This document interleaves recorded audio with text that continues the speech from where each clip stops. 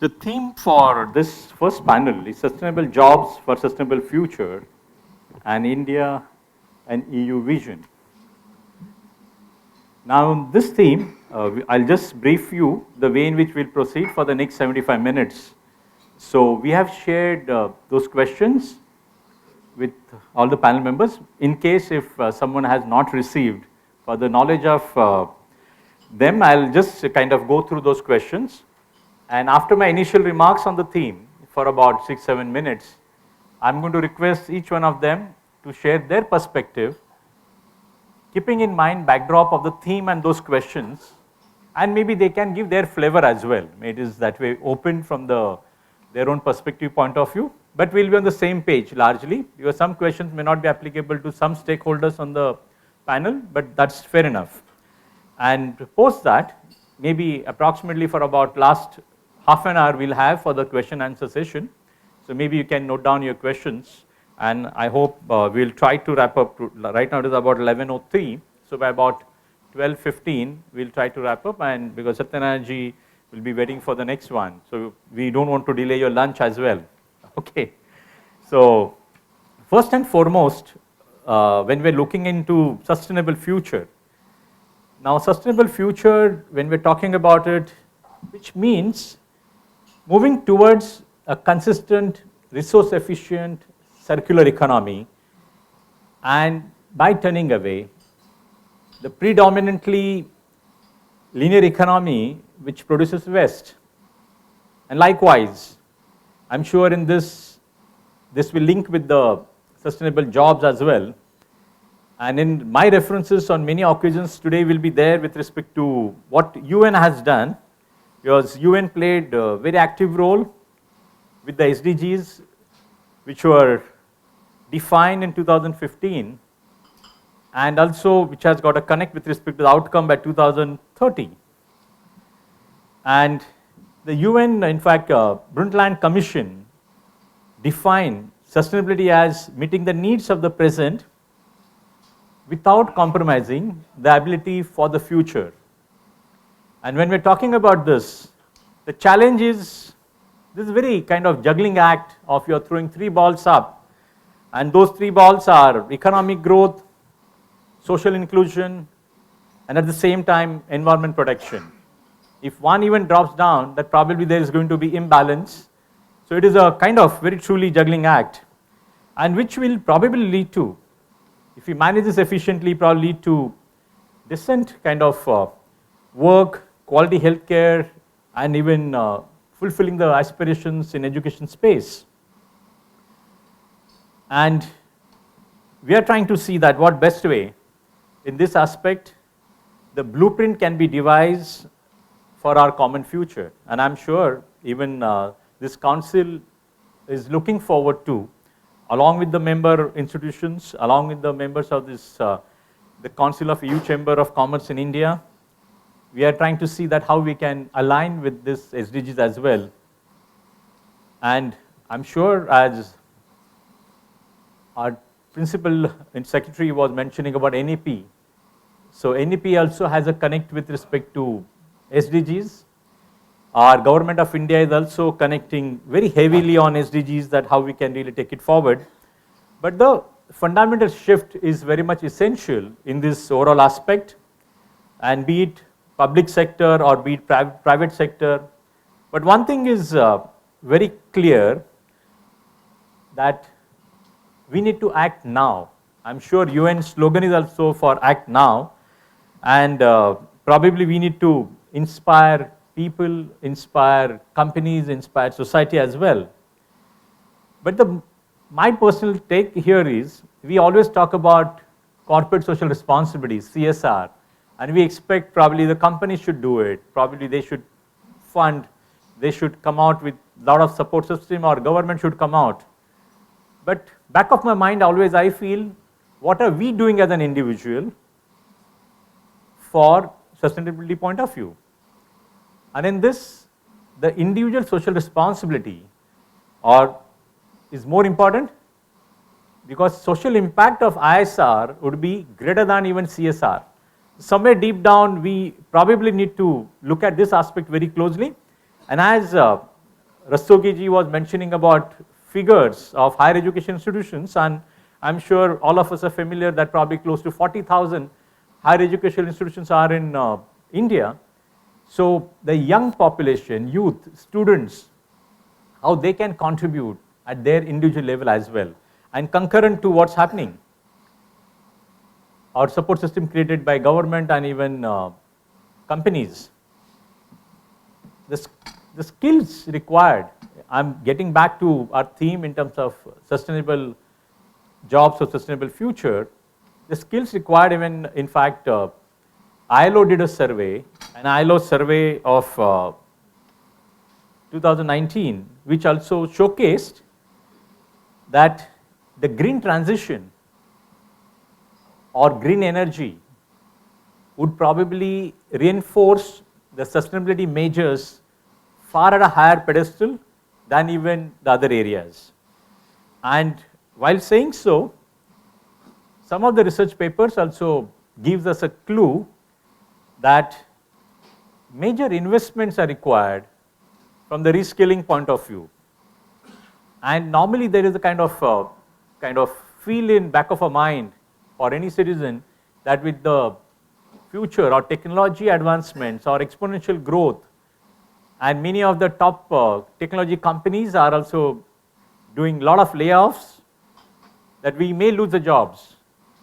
While keeping that at back of our mind, ILO's estimates talk about the transition to energy sustainability by 2030, that 25 million new jobs would be created, while 7 million would be lost.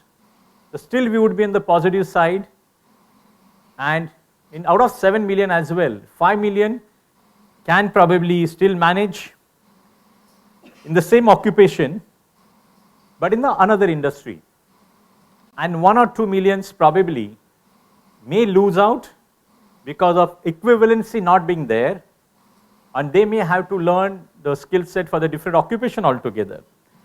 But the future of work, future of workplace, and future of, I'll say, workforce is very, very critical in this aspect.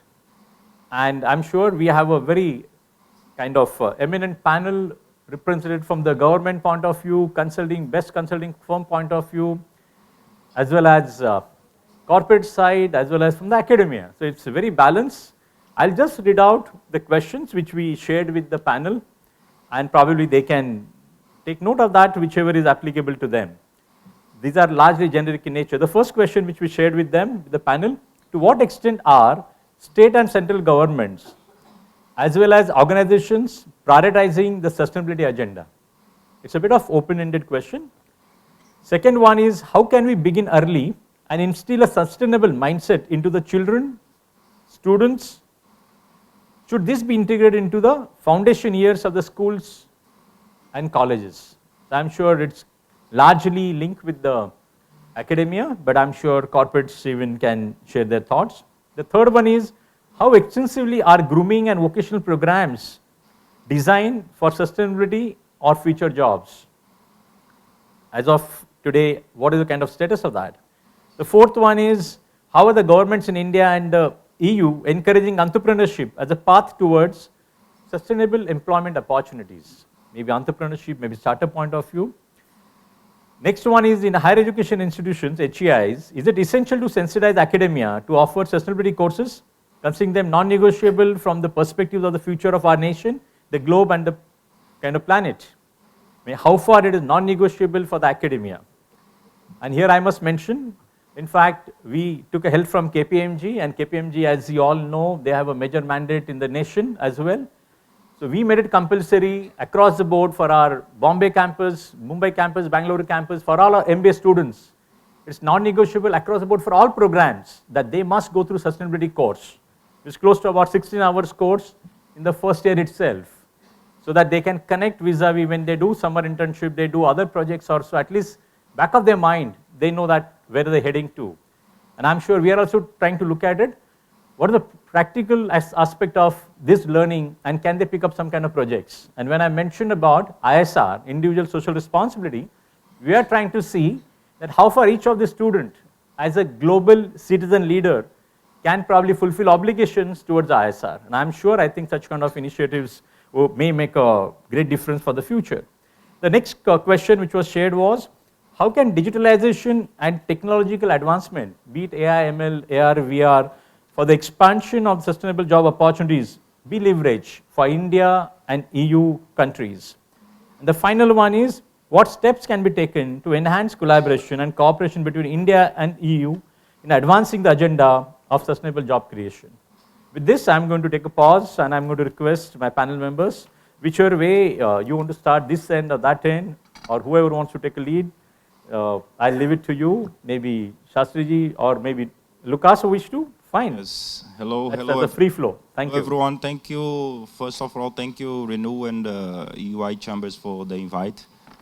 We are honored to be here representing Ultraconfidentiel and also the India and Brazil Chamber. So I think I would do a link between the questions, the corporate challenge, and maybe I'm the youngest here, despite the long beard, but I think I would also be able to talk about the challenge that the generation Z imply in terms of skills and how we can match the industry challenges with what is basically required.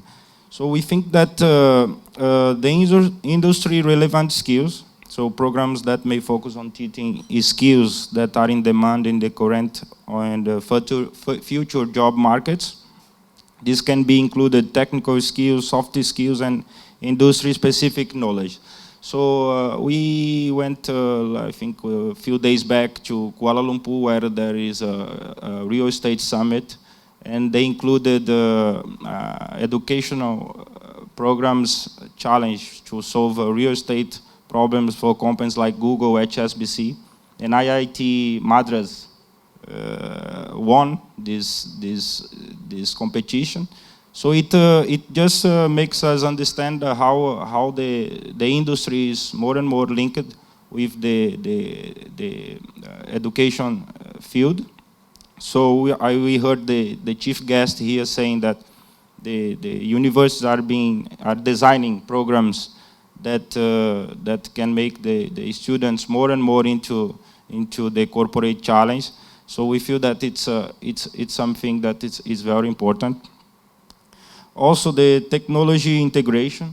So we are in the real estate as well. We are into an engineering and architecture, and we see more and more. We have a lot of openings in the company we cannot fulfill. If we talk about engineering construction, like using the softwares like BIM and nowadays we have AI integrated with the softwares.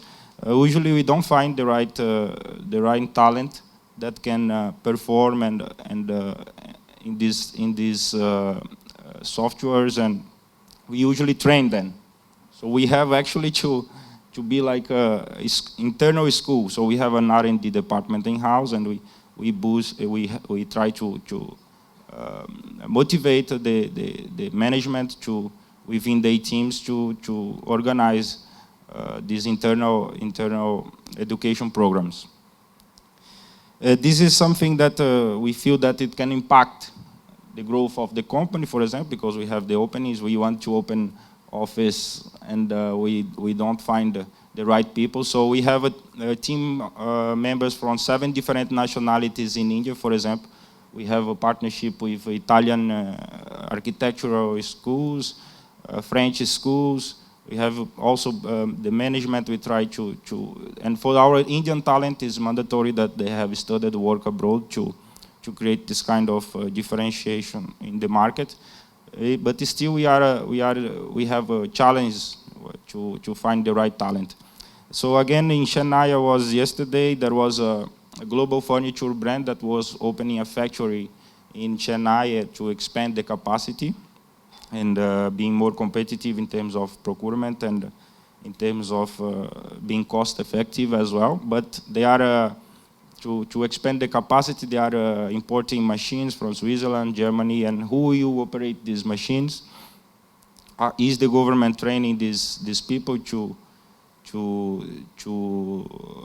match the demand that the country is creating. Again, the GCC boost that is happening in India, the global capability centers, it's definitely skyrocketing in India, in all the cities, not only in the Tier 1 cities, but Tier 2, Tier 3 cities. And is the government creating enough policies to help it to happen? In terms of productivity, we know that there are 500 million Indians looking for jobs, but how productive are these people in the market? So I think it's a huge opportunity for India in case they try to make it happen. Another point we would like to mention is the continuous learning in the industry. Like nowadays we are, sustainability is, before everyone was talking, but very few were implementing. But nowadays we have seen more and more corporates. Most of our projects are, the clients want to apply for LEED certification, EDGE certification, WELL certification. Our architects were not ready for this. So again, they have to enroll in course because again, we don't get the talent ready for this. So again, we have to internally train and promote this kind of engagement. Yeah, so this practice, I think we should do more and more partnership with global universities along with Indian the education programs in order to prepare this talent to match the demand that exists in India. We have also the production linked incentive program that has target few strategic business in India that the government wants to support with subsidies and so on. So again, is the country ready to provide the right the right talent for this? This is a question. Yeah. So this is basically what I would like to add in terms of the challenge that we have on the corporate world. Thank you, Lucas. That finishing almost within 6 minutes time. And Sastry ji, yeah. Yeah, still it's a morning, so very good morning to all of you. Thanks to Renu for putting us all here in the spot here. Before I start, there is two of us academicians here, I think, Uday ji and me. He has already took so many words that constitute what is sustainability. In SRM, we operate in multiple geographies in this country, and we have around 7 campuses spread across Tamil Nadu, Andhra Pradesh, Sikkim, and Delhi. We have 1 lakh plus students pursuing various courses. The course that we don't offer is only veterinary sciences, the rest everything we offer. So with such huge stakes, I'm sitting here talking about sustainability. So the first thing which we did as soon as our Vice Chancellor, the current Vice Chancellor, took charge in 2021 was to announce 4 themes. The themes are water, environment, healthcare, and education. If any student, faculty, any similar interest groups that are working inside the university takes up any innovation or research in this, it will be unconditionally funded till they get funding by any other funding agency or any other agencies that are there in the space. Then we took up one more initiative as a part of the career center. We have renamed it as a career center, but the entire country knows it as a training and placement center. At the end of the day, we train the students for placements, for a gainful employment, so to say, for the students who pursue various courses. There we started establishing centers of excellence, and one such thing that is done between 3 entities. One is the technology source, that is Apple, and the technology users like Infosys and the workforce builders like us, 3 of us. It's a unique initiative where we try to build in iOS apps. So when we started this initiative, we called this as Inspire, Engage, Transform. And all these COEs which we are trying to establish will be a theme, Inspire, Engage and Transform. And the main theme here is all the iOS apps that my students will ultimately develop as prototypes are based on SDGs. In other terms, we have gone one step ahead by saying it is self-sustainable development goals. So the first cohort has graduated recently, and 4 of them were adjudged to go to the place to, the App Store. They are addressing the SSDGs. Like this is the concept that we have given it to students, where we address 650 students initially, take them as in the first Inspire under the Inspire model, then engage by engaging 100 plus students out of that 650 to go to a prototype level. And then out of that, 50 prototypes are developed, which are jointly evaluated by all 3 of us, the Infosys, Apple and SRM, which addresses the SSDGs. So this is beyond curriculum. And how do I make it as a curriculum is another challenge that comes in. So for that, we are a deemed university. So we have open electives, professional electives, and also value-added courses, which are there as a part where we can take it up and include it in the curriculum. That was very open to us. So that's where the universities are open for any new things that are coming up or any things that are required to be done as a part of the society. What I liked the most, Uday sir did in the morning, is getting up the newspapers here and connecting all of us to the latest there. But I really don't know whether printing up the newspaper that way is still sustainable or not, but whatever he spoke is really, really relevant to all of us. One of the initiatives which we as a career center associated with is called Indian Startup Festival. It is my friend Kartikeya, Kartik must be knowing about it, Mr. J.A. Chaudhary.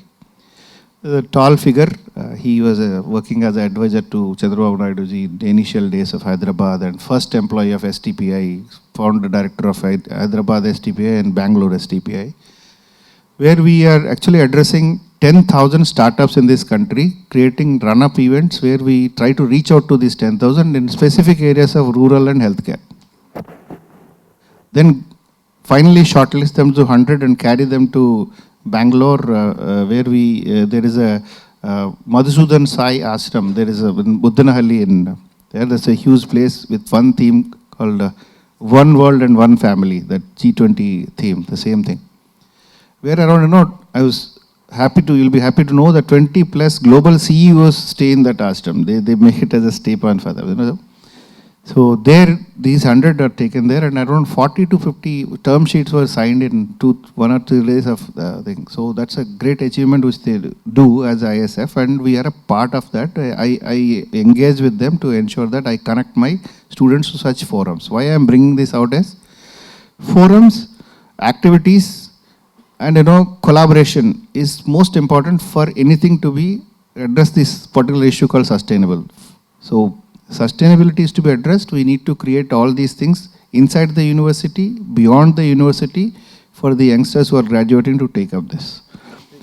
Minute to go. Yeah. As this I connect with me to we of innovation. That's what sir has spoken today morning. And recently I was a part of a meeting where Modi ji himself was addressing MSMEs in Chennai. He said, make anything with a zero defect and no effect on environment, you will be there in the worldwide market. So that's where we are trying to do things. And to tell you one more thing which you talked about, IBR to ROI. So to connect that IBR to ROI, what I say is we don't water the leaves and fruits, but we water the roots of a tree so that we get those leaves and fruits. But if you start watering leaves and fruits, you may not have the tree at all.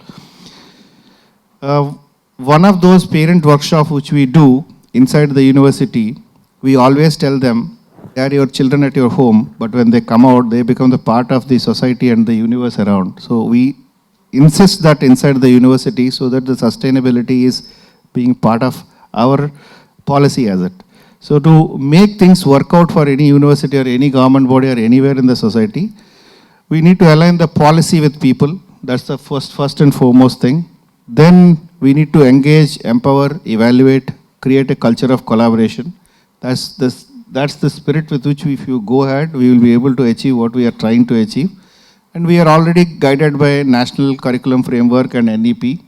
All our courses are getting done. As I am sitting here, there is a NAC inspection going on in my university, which is, actually sustenance is one of the biggest points on which we are trying to score, because we have Unnat Bharat Abhiyan inside the universities and universal human values. We have adopted it inside our university. As you said, sustainability is adopted as a part of the curriculum. So these are the points which I want to put across. I would also like to tell you, we should all look at why of AI to why AI. Instead of asking why AI, we should always look at why of AI. That's what we tell all the course curriculum content creators, everybody inside the university. That's what we tell them to achieve the sustainable course curriculum with sustainable, we become a sustainable university in future. Recently we have conducted, with one line I'll conclude. Recently we have conducted a conference with the South Indian Chamber of Industries. There we had one C2 leader, Communist Party of India leader, speaking about AI. He said, man was producing goods. We have given him tools to make it productive for him. Now we are replacing a man. How far it is sustainable, we need to think about it. That's where, I leave the thoughts there, and I think I addressed all the 6 questions that were there properly. Thank you so much for giving this opportunity. Thank you, sir. Thank you. Thank you. My request out of our other 2 speakers. You completed right wing and you're asking left wing now. The choice was given to them. Probably I'm just as a kind of, anchor. Yeah, you wish to, Kartikeya? Yeah.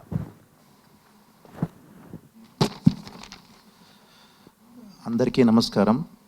Janane janma bhumischa swargadapi garyasi. So, very good morning to all. Mother and motherland is greater than heaven. And thank you so much for inviting me here. The moment someone says education summit, I get goosebumps and I take immediately, to attend this sessions and give my insights, whatever I have experienced last 15 years in the service. Mr. Uday ji has given 7 questions. 7 are very relevant and easy to answer. This kind of questions would have given in civil services would have cracked. So we talk about facts. It is like interactive session. The panel is so excited, very eminent people are here. We talk something reality. It is a time to rethink about our education system and skilling and also leadership. We need to have leaders, those who have vision, who talk about a vision, who live with a vision, who strive for the vision. And education, when you have a visionary leadership, we'll have a right educated people. And we need to rethink in the education system. Whatever we have a technical education, vocational education, schooling and all this established in, I think, almost 50 to 60 years back. Are we rethinking? Whenever we see in summits, in meetings, people talk about course curriculum, industry-driven, 4.0, 5.0, 6.0, whatever it may be. But are we implementing at the grassroots level? That is most important. So we need to work on it. So I've been to see, when you're talking about European Union and India, other countries, you see that a lot of changes are happening. NEP 2020 talks about a fantastic, the way the policy made, but are we really implementing it? If you want to strengthen education, I believe in 3 to 4 points. One is infrastructure development. Do we have that kind of infrastructure in schools? Then second thing is capacity building. Do our teachers have that capacity, or skills where they can train children? I came up from missionary schools. My teachers are well equipped, experienced. Today I'm here, I'm talking because of my teachers and my mom, my dad. But do we have that kind of faculties, teachers who are equipped with the values, ethics, who can foresee vision for the vision, then we come up with this strategy. These three things put together, we can strengthen education system. But are we doing it? This is what we need to do. When we're talking about industry participation, yes, there are many industries. You take about in India, you take about in other countries. But industry, how are they completely participating here? I've been to Germany last year, twice I've been there. But industry, I've seen that complete vocational education system there and technical education system there. The way the industry involves with the universities or colleges, they give the curriculum. You know, I like that is, the thing is, people even while studying, they go for the work, apprenticeship. That kind of system we need to bring. We also have, we keep that, you know, apprenticeship is there, like, and I think people say that naam ke vaste. One has to dedicate, determine. People, we need to inculcate in children also that vision, what they want to become, how they want to become, that seriousness we need to bring. So this is a way we into industry partnership. In Andhra Pradesh, we are doing technical education and vocational education industry partnership. So we assign each college completely to that industry. Let's assume that Philips or Boeing, Airbus, any industry. The industry will part of that, you know, college, and they give curriculum, and also they'll start establishing infrastructure facilities. Because all the equipment is, as I said earlier, it is ages back they established. So now the new technology is bringing. If you want to learn, tell children to learn something, you have to give the present technology, correct? You can't ask to automobile student to drive a car, which is in 40 years back, which is not even moving. If you want to teach him a driving, you need to give a present car which is in running condition. That kind of system we need to bring. And bringing that collaborations. We are working with the European countries in, like, you know, Germany and Czech Republic, Finland. Education system is really good.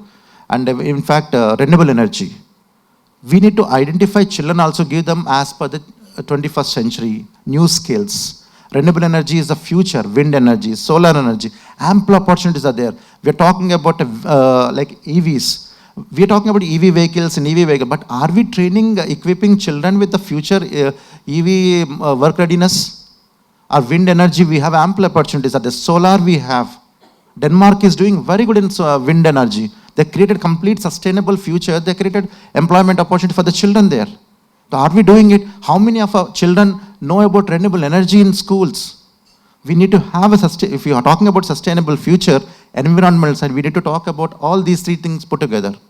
So apart from that, we need to talk about how many people we can create employment opportunities. Can we create all 150 crore people employment opportunities? We can't.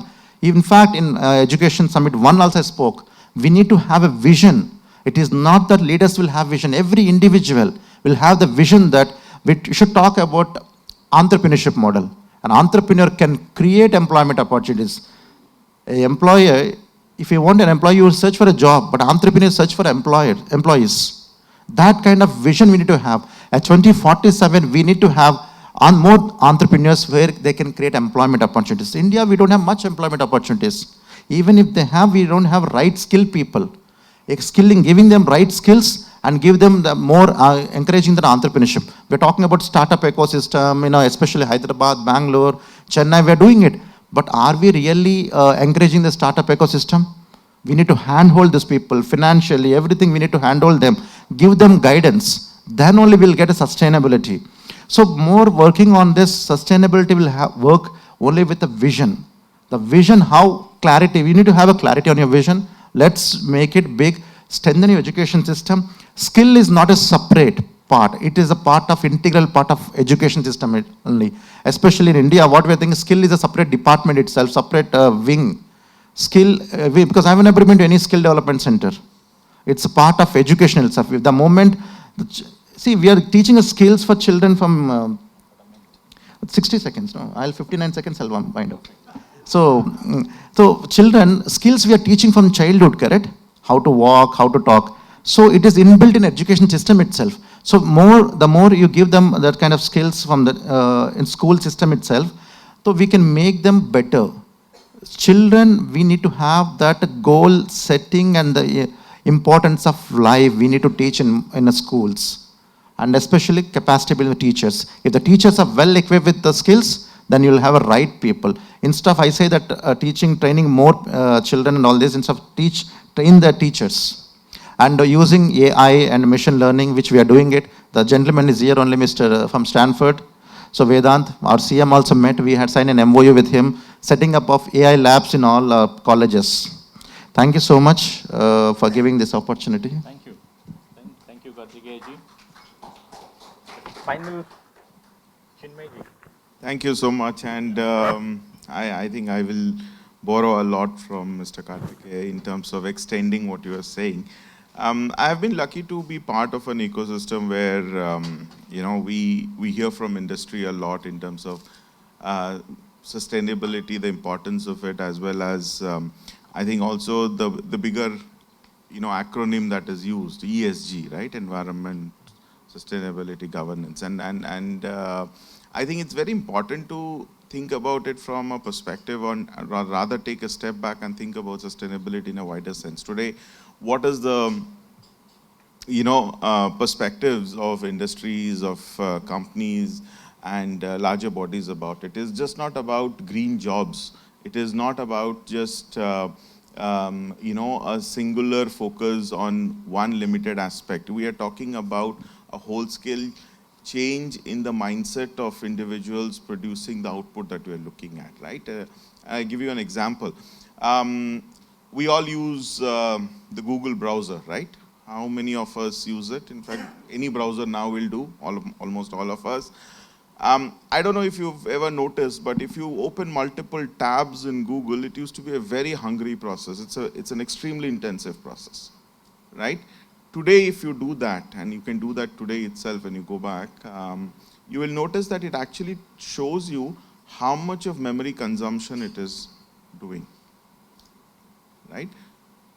Now, maybe it came up because of the focus of sustainability of a company, right?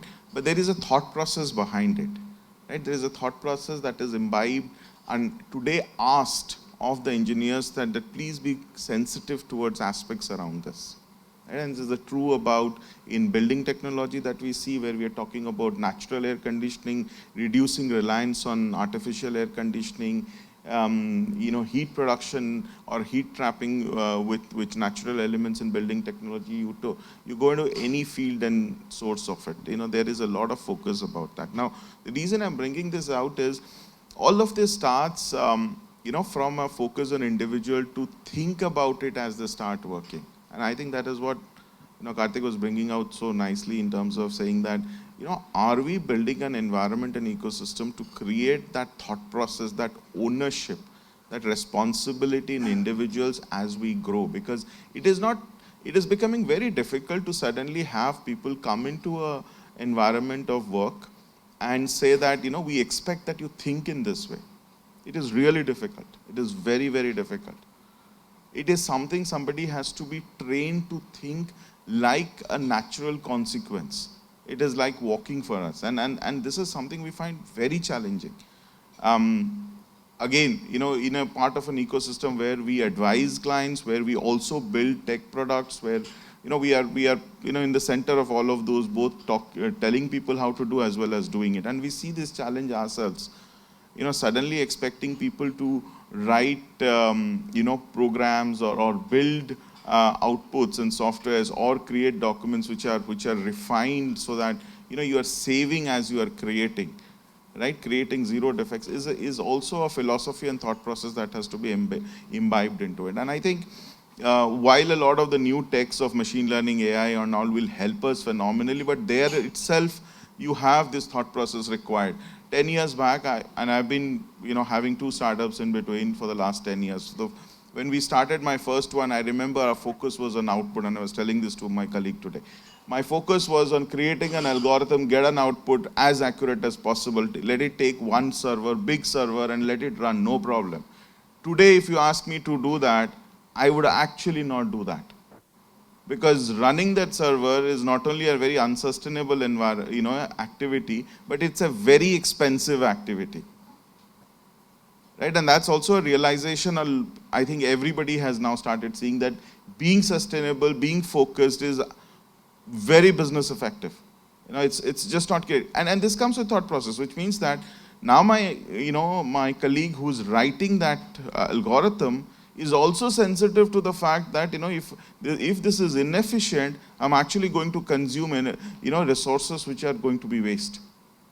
Right? It didn't happen overnight. It has taken time. We have to get to the stage where it becomes natural. And I think that's where I dovetail into what Kartikeya was telling, creating that ecosystem, that environment at university levels, if possible, go even before that into the maybe mid-school levels where people have, the students, the kids have, are just about to grow out of that curiosity. Right? And start guiding them into thinking about sustainability, about how to be efficient. Let's call it efficiency. At the end of the day, it's all about efficiency. How can we be, how can we be individuals who not only consume, but ensure that it is equally efficient as we go ahead. Right? And then, that goes into the whole education system as we go into our graduation, post-graduation. Today, we do a lot of work with educational institutions like Mr. Salunkhe was talking about. And we see there's a lot of need to introduce this thought process into the educational system. And it's not about introduction, just about going and talking to students about one seminar or one semester of courses, but it is also equipping that entire landscape of things, which means that you have the teachers with the right equipment and facilities, you have students with the right equipment and facilities to also imbibe and be able to realize it. This is going to be a phase of life, I think, where it is lot changing into practical elements of experience rather than just about being able to appreciate it from a theory perspective. Right? And that's where the difference is going to be made. So we have to start thinking with that vision to create the infrastructure so that it all comes together. And ultimately, all of us will be benefited. And I'm sure there's no doubt about that.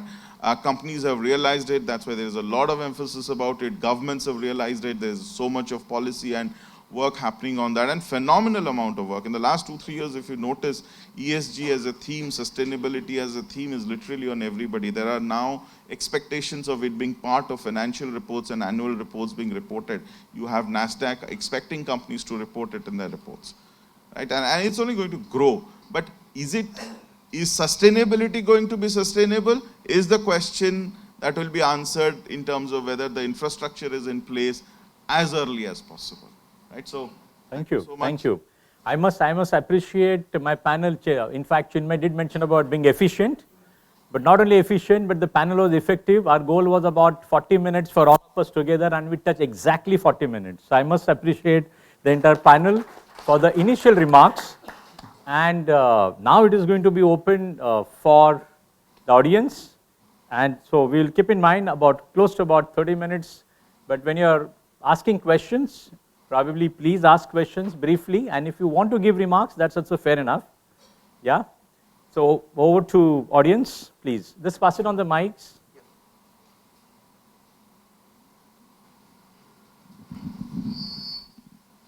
Great session, Dr. Salunkhe. I have a question. Please. The students is going to ask you, is the institution sustainable? Am I getting the curriculum which is industry ready? Are you making me industry ready? Still we are teaching the Philip Kotler marketing management? This is a question. Now, are you only concentrating on students? How about faculty? How about other stakeholders? Is education only for students? Everything for students? I'll tell you, I'm sharing the experience of Germany. Every curriculum, why do you wait for AICT to change the curriculum? Beyond curriculum.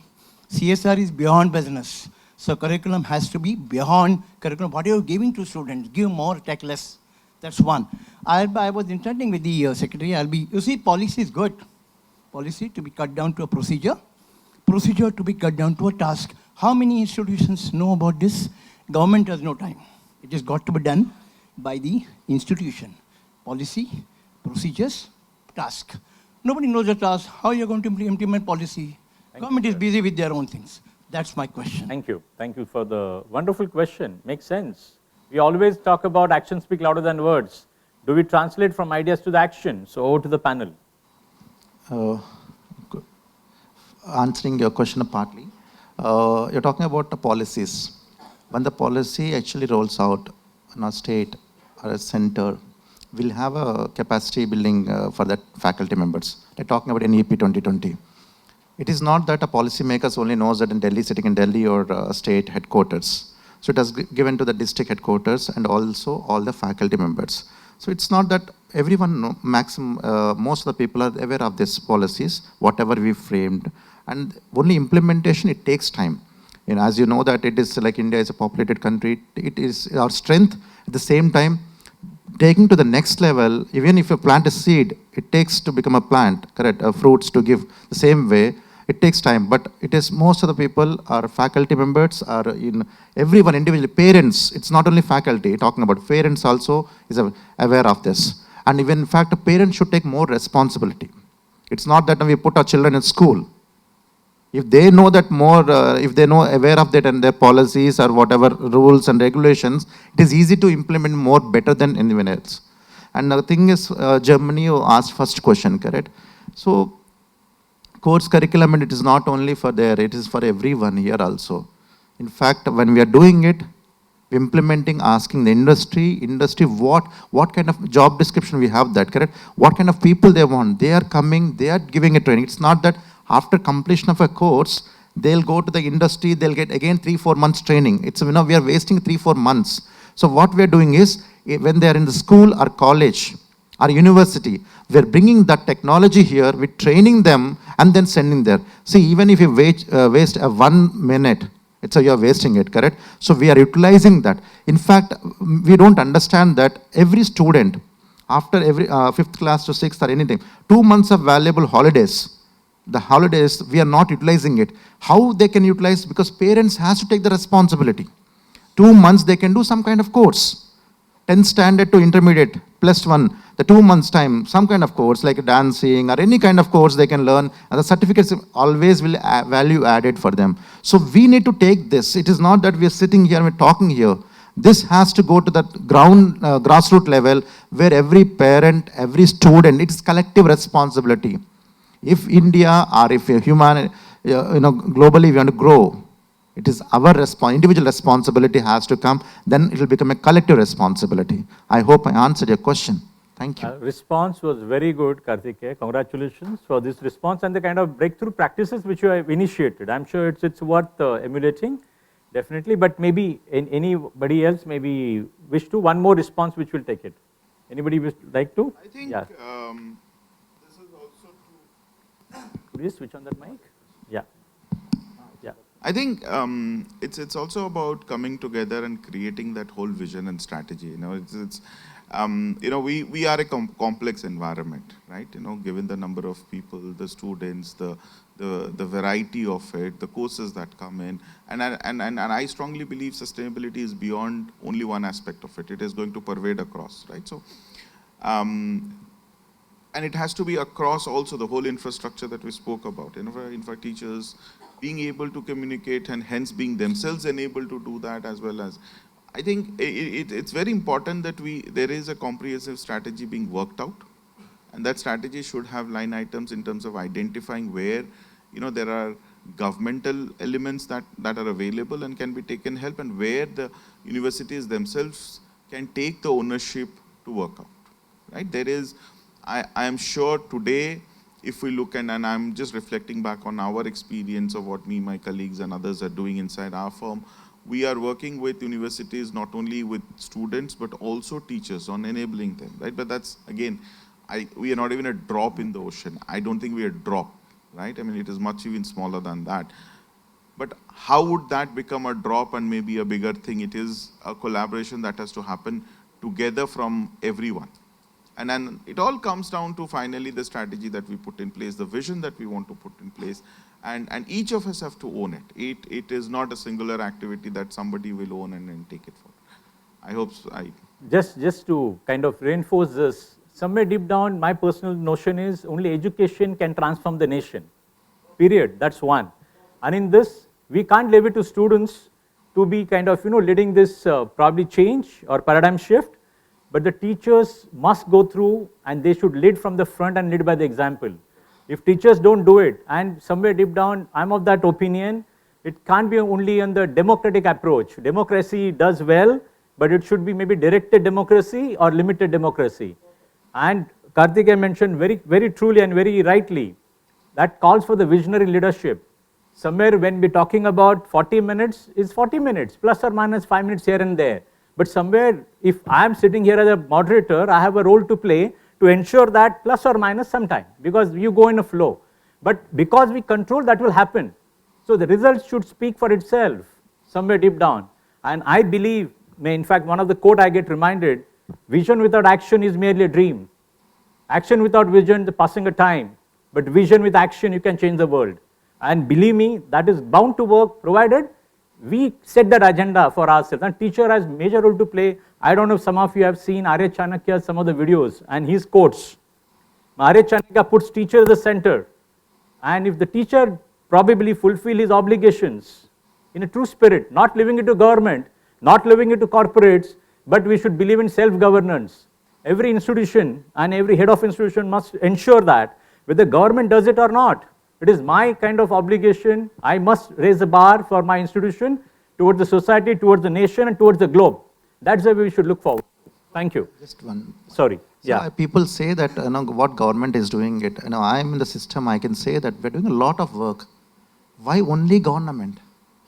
We all are from government only, correct? When talking about system, we have a strong system that whatever policy comes, center, state, and district level, and even panchayat level, the training is happening.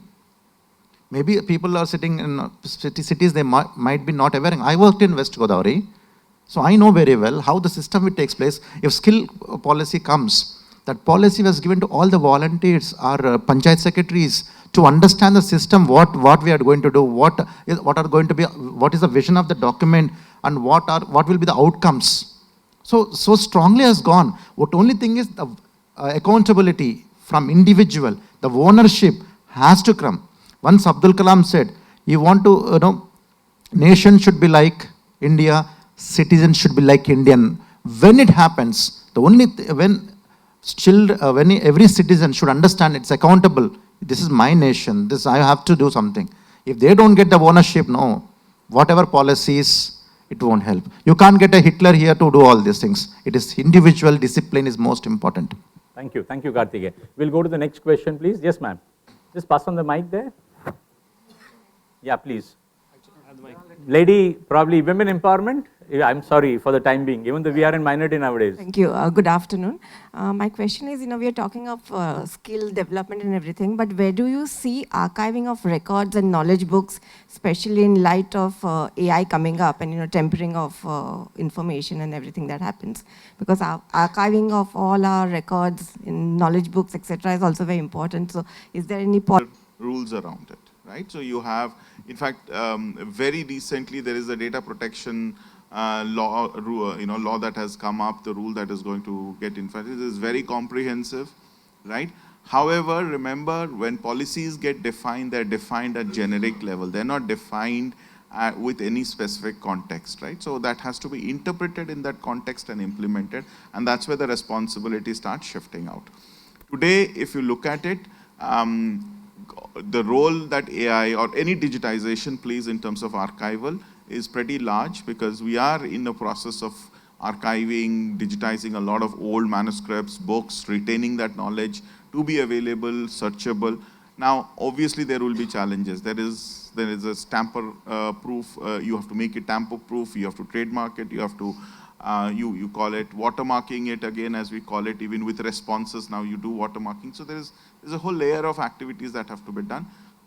But having said all of that, are those in place? Are those texts available? All of that is available. It is all about finally establishing those steps and tasks that have to be performed with a clarity of why it is to be done at an individual, you call it an institution, university, or any of the bodies level.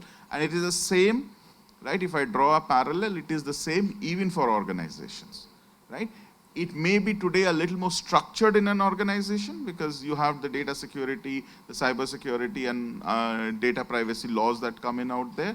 It is today, in my belief, a little more unstructured when it comes to educational institutions and others. It needs to be regulated and get to be done. Yeah, thank you. Let me just give a first, the gentleman who was there in the fray. Yeah, please. Thank you so much, gentlemen. Good morning. So actually, statistically, around 200,000 people renounce their citizenship in India. So maybe that would be close to $100 billion of GDP of India that's going out. So mainly they go for education and jobs. That's the primary reason that we all know.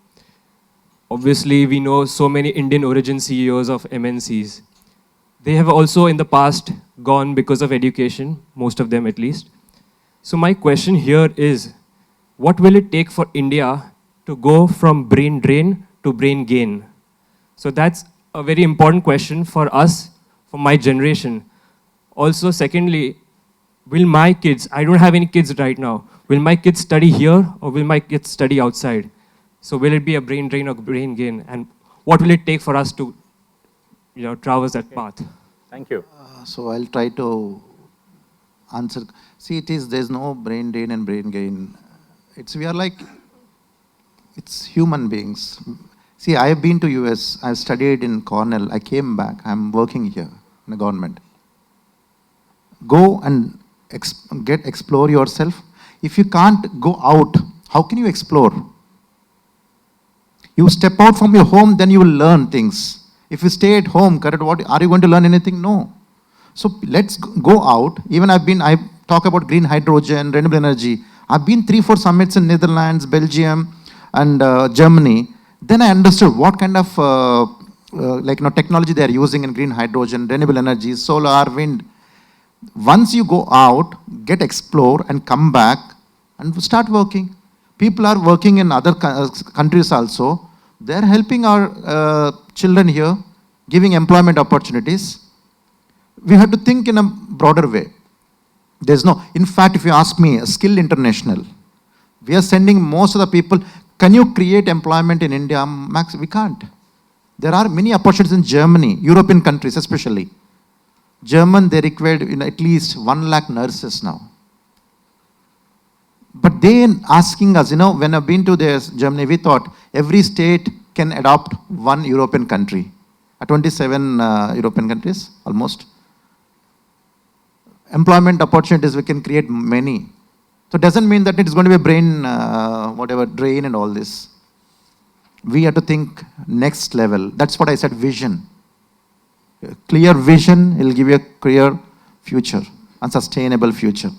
And one more thing, Kerala is, most of the people are in foreign countries only. Kerala actually migrate people. But how much investment, the money they're getting back to the state, you're not thinking that. That is also we have to calculate, correct? See their livelihood, the sustainable living there.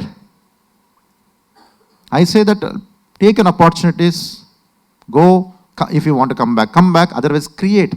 Because the Kerala, one person is going and working in another country and earning good, and his entire family's next generations are sustainable, correct?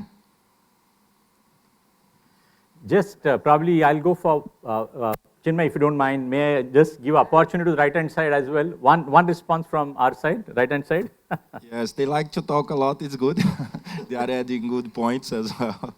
So yes, I think India also is becoming, global talent is also looking at India as a good country for career development. We have now recently we hired a gentleman from Italy. He was the head workplace for JLL in Italy, and he's coming to India. He's very excited about the opportunities that are created in India. So we have talented people also doing the way around. And India is also one of the largest diasporas in the world, and one of the leaders in terms of foreign remittance. Because of this, also Indians go abroad. And US, I think, is the wealthy foreign community. So yes, Indians are also going to study abroad, and some of them, in the case of Kartikeya, come back and add to the system, which I think it's a good thing. Oh, thank you. Thank you, Lucas. Yeah, Chinmay.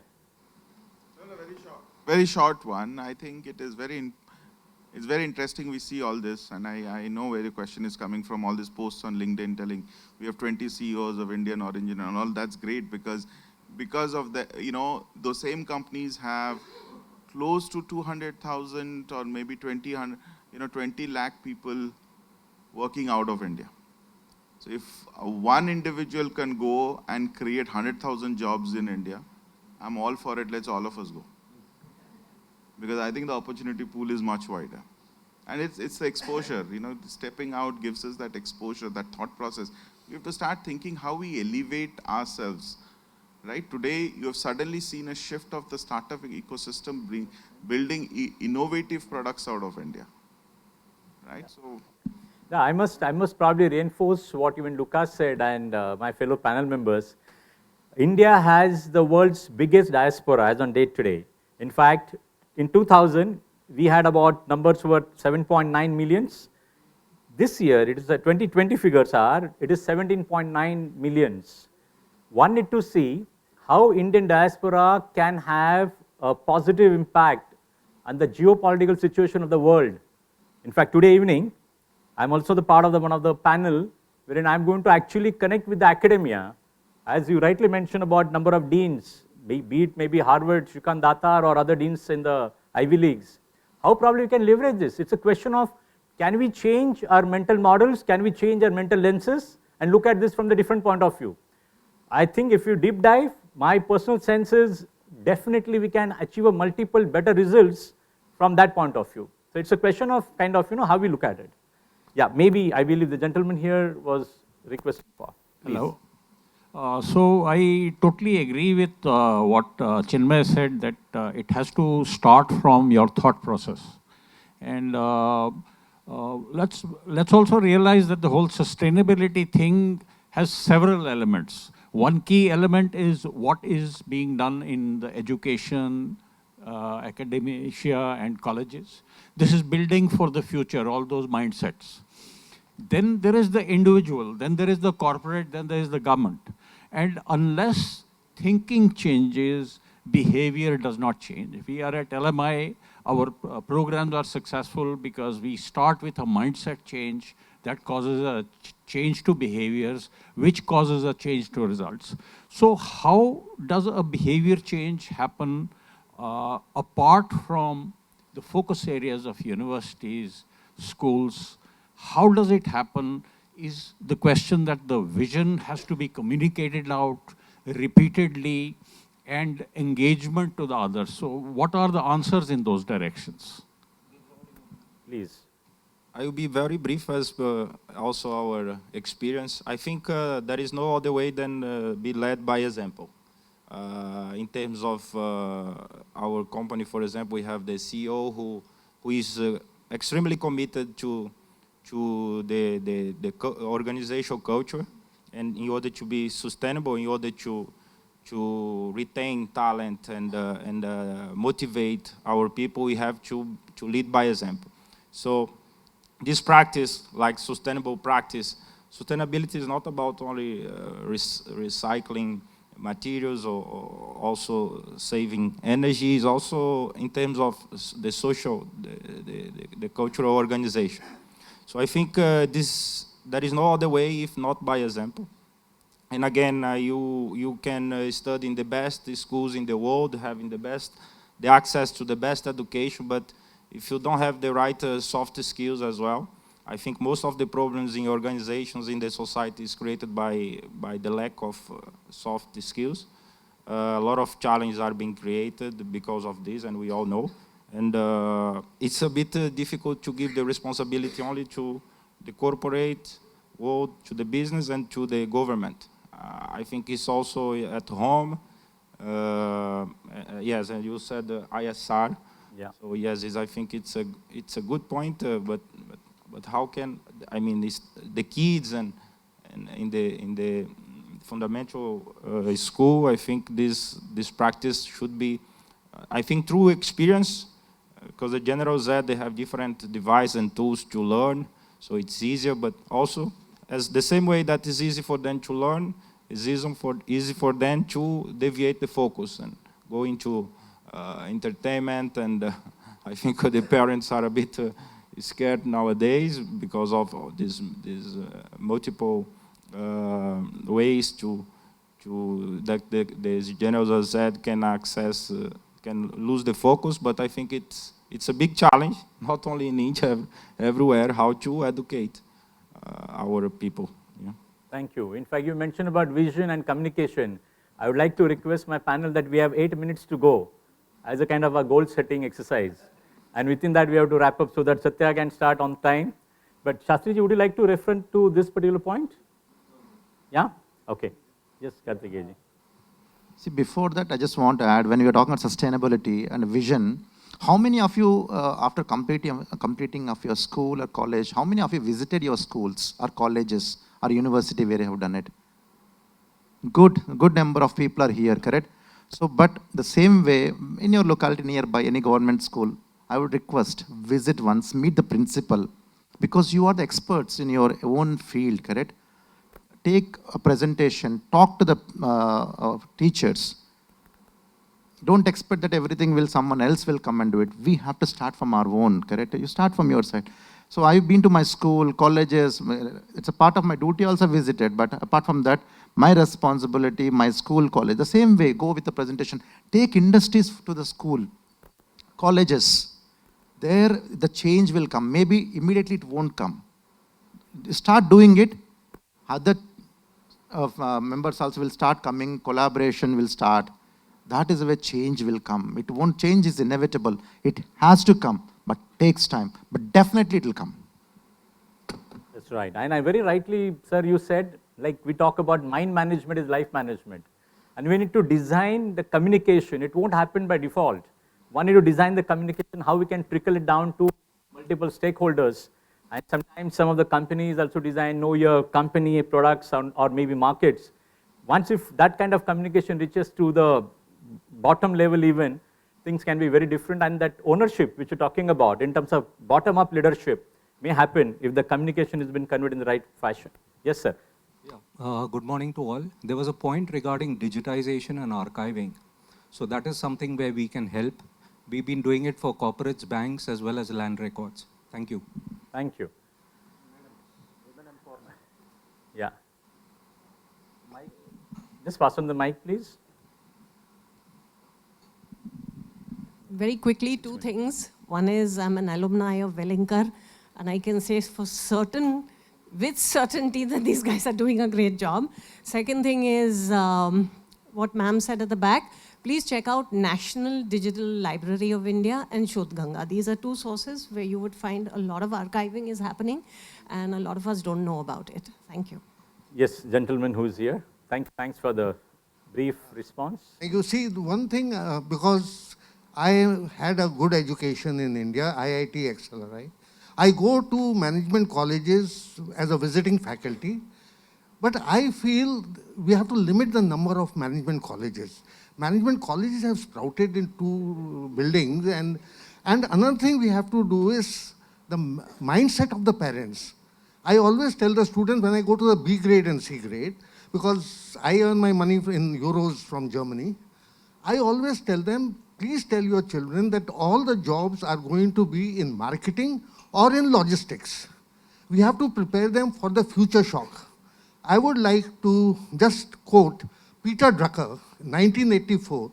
He said the factories of future will have two living beings, a man and a dog. The dog to see that nobody touches the machine, and man to feed the dog. So there are going to be because machines are going to take over. 2001 Space Odyssey, we are already seeing it. Artificial intelligence, parents are not able to understand that how dangerous it is going to be. Where are the jobs? Where are the programmers? But Zomato, logistics, they are the jobs which are created. We have to change the mindset of the people. Now, when we come to USA, if a person loses his job, he goes to McDonald's. Where do we go? And let me tell you, the life which we are leading in India as a first-class citizen is better than USA. The thing is that I'm here going to have a very excellent lunch. then on Sundays play golf because ex-Tata Motors. The life is here. People will come to India. People will want to come to India. What are we lacking in India? Now a car. We can drive any car, but this young generation cannot drive Fiat. When I went to take my visa, I was shocked that there is no key. So I said the driver has to drive, and we have to drive back. So we are living in an India which is a future, and we are only safe in India, in no other country. Europe is in a bad shape, Ukraine is in a bad shape, but India being a nuclear power, we know nothing can happen. Thank you. So brain drain, we have to tell the students that look, no white collar jobs, no sitting in AC offices, lost your job, get down to blue collar. Thank you, sir. Thank you very much. Thank you very much for response. Yeah. I just wish to convey message what you probably, sir, mentioned about. We have 5,000 business schools in the country. And unfortunately, even I feel very sorry that not even 10 or 20% we can say they are really in that kind of league. Just 1 minute. That kind of league wherein people would aspire to be there. So what you said is very true. That's why I feel we should focus on the leadership which many of our panel members echoed, because we can't leave it to government, we can't leave it to regulators, but take charge of the future should be the name of the game. Sir, I'm sorry. I'm sorry. 1 minute, sir. No, not 1 minute. We have 2 minutes to close. One final question, let me take. Off the line, we'll take it. I'm sorry about it. I believe Samir was asking something. Yeah, please go ahead. I wanted to give a counter comment, sir. One, there are no B or C grade institutes anymore.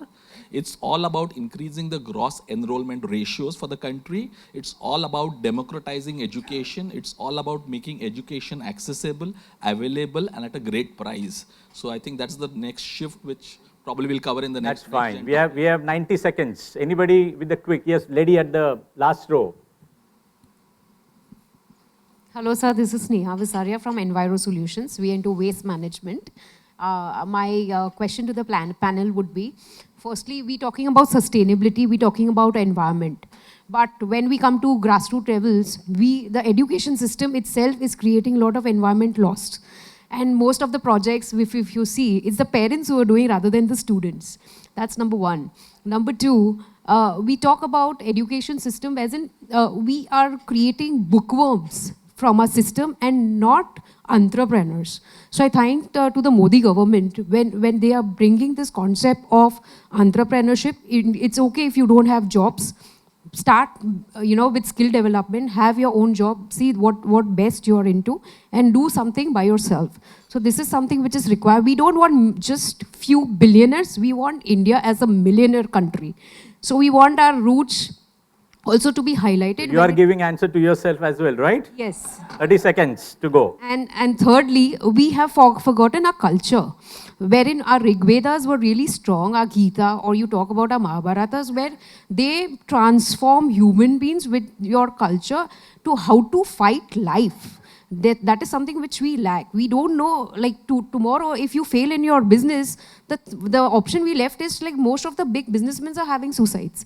So this is something which we need to cater on, and let's make smart people than just making bookworms, getting bookworms. Thank you. Thank you very much. I must appreciate the very enlightened audience for sticking to a time limit, and to my fellow panel members. So thank you very much. It's 30 seconds. Precisely, we closed it. Thank you. Let's take 30 seconds. You know why Chennai Super Kings wins always IPL? Huh? Mumbai also is winning. Why Chennai? Generally people say why? Because of Mahendra Singh Dhoni, correct? And his team.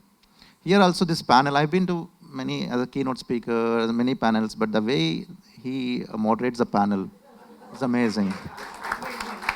He is strong, and his team also, at least I think we tried our best to do it. And concluding it, I would like to thank Council of UA Chambers, and I requested President and the team also, next, you also fly down to Vijayawada or Tirupati, no? Tirupati you can have darshan there, we'll arrange, and please come there. Next, maybe Education Summit or any kind of event, more collaborations can be done from the other side. When in Andhra Pradesh, Tamil Nadu and Telangana is there, all 3 states, and Kerala also we bring them, and one can be in northern side. Then we'll have a big celebrations in the Mumbai. We can do that. Thank you so much once again. I must mention on behalf of not only Renu ji, but Piyush ji, Robin ji, right? Am I correct? Robin Banerjee, he himself mentioned about the ownership. when he has taken the overall 360-degree ownership for everything on his land, we are always very happy to do the next maybe event of maybe at least education committee in your state, in fact. Sir, thank you very much for your kind offer. Everything, whatever you want from us. Yeah. This is from 3 years I'm asking. This third also is completed. It takes time. Vision I'm talking. My vision is very clear. For the nation, for the humanity. Absolutely. Thank But you thank so you much. very much for this kind offer.